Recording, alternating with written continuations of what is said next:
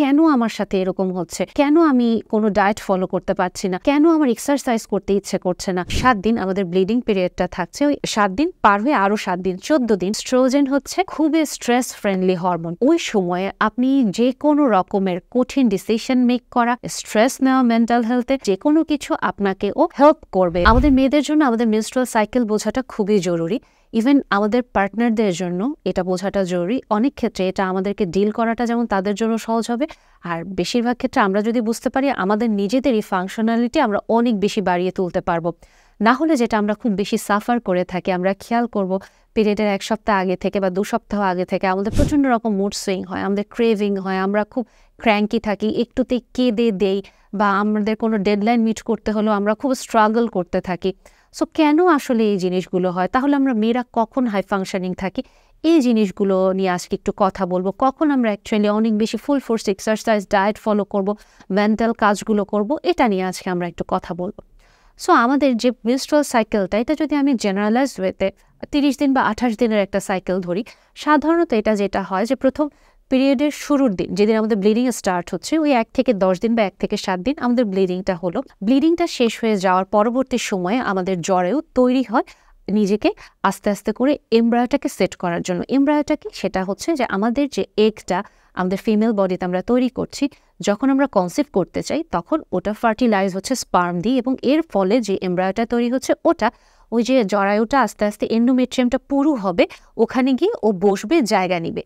কিন্তু যখন আমাদের এগ ফার্টিলাইজ হচ্ছে না এবং আস্তে আস্তে ওই এন্ডোমেট্রিয়ামটা ঠিক হলো কিন্তু ওখানে সেট হওয়ার জন্য ও কাউকে পেল না, যেটা হয় সে আস্তে আস্তে ঝরে পড়ে যাচ্ছে, এবং এই ঝরে পড়ে যাওয়ার জন্যই আমাদের মেনস্ট্রুয়ালে ওই ব্লিডিংটা চলে আসছে মেনস্ট্রুয়াল সাইকেলে।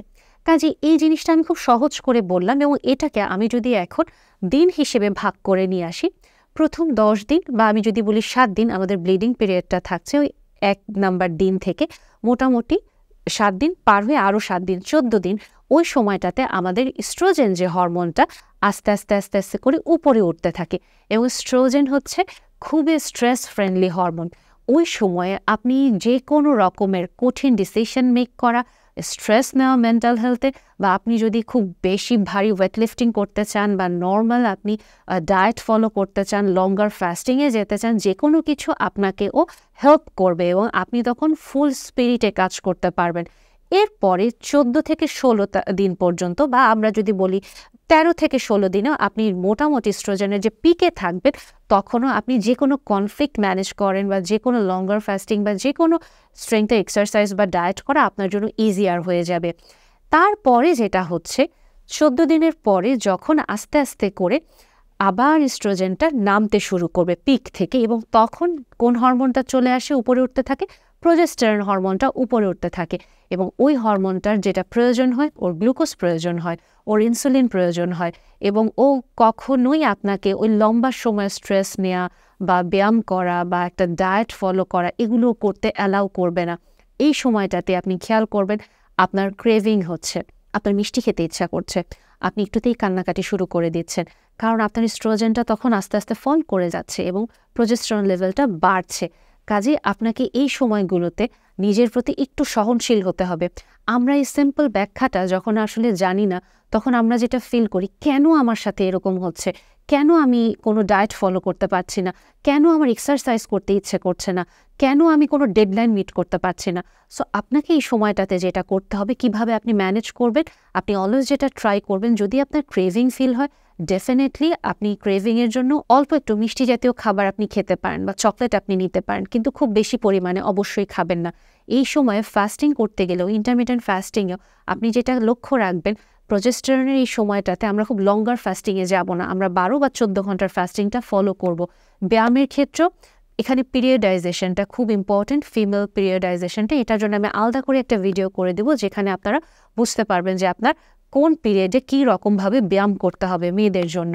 তারপরেও এটা যতটুকু বলবো, আপনার যতটুকু স্ট্যামিনা কাজ করে আপনি ততটুকু স্ট্যামিনা ইউজ করে আপনি স্ট্রেংথ ট্রেনিংটাকে ফোকাস করতে থাকেন।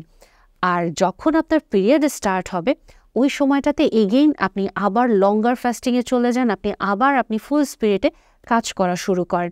কিন্তু একটা জিনিস মাথায় রাখবেন, যে আপনি যখন প্রোজেস্টেরনের লেভেলটা বাড়তে থাকছে এবং আপনার যখন যে শেষ 14 দিনের পিরিয়ডটা আসছে, ওই সময়টাতে পারতপক্ষে ইনডিসাইসিভ ওই মোমেন্টগুলোতে নিজেকে অতিরিক্ত স্ট্রেস দিয়ে কোনো ডিসিশন মেক করা বা কোনো স্ট্রেসফুল সিচুয়েশন ক্রিয়েট করা লাইফে বা কোনো কনফ্লিক্ট মানে সরাসরি ডিল করা, এগুলো চেষ্টা করবেন না করার জন্য।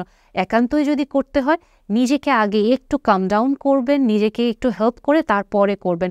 এবং ফুড হ্যাবিটের ক্ষেত্রে ডেফিনেটলি আপনি এখানে একটু ট্রাই করবেন প্রোটিন বেস খাবারগুলো নিশ্চিত করতে, ম্যাগনেশিয়াম বেস খাবারগুলো নিশ্চিত করতে।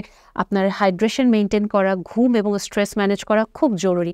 সো ওভারঅল আপনি যখন আপনার এই সাইকেলটাকে খেয়াল করছেন, আপনার এই হরমোনের আপ অ্যান্ড ডাউনটাকে খেয়াল করছেন, আপনি খুব ইজিলি আপনার লাইফটাকে মেনটেন করতে পারবেন।